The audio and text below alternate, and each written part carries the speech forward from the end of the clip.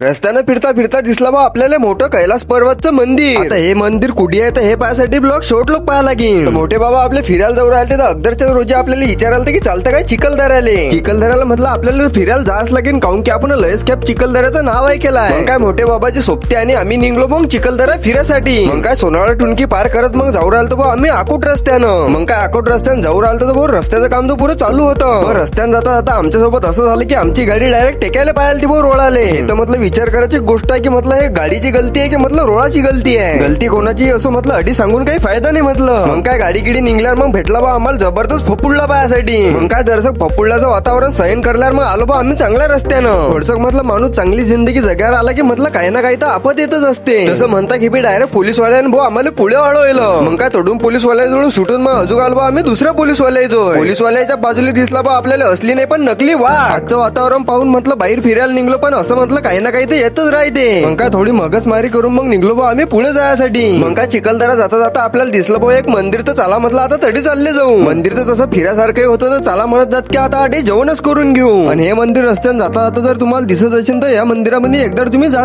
की या मंदिरामध्ये 12 ज्योतिर्लिंग आहे तर तुम्ही दर्शन बी करू शकता 12 ज्योतिर्लिंगचं. मग काय जेवण करायसाठी जागा गिगा पाहिले मग बसून गेलो बा बंदे जेवण करायसाठी. मग काय या ठिकाणावर जेवण खावणं करल्यावर मग निघलो आम्ही डबल वापस जायसाठी. मंदिरचा अंदर म्हटलं पायासारखं खूप आहे पण म्हटलं तुम्हाला व्हिडिओ मध्ये दाखवलं नाही शकत काऊन की अंदर व्हिडिओ काढणं चालत नाही. चला तर मग भेटू लवकरच याच्या पुढच्या ब्लॉग मध्ये काऊन की ह्या ब्लॉग मध्ये जर पुरा जर टाकला तर हा ब्लॉग पुरा मोठा होऊन जाईल. चला तर मग लवकरच भेटू याच्या पुढच्या ब्लॉग मध्ये.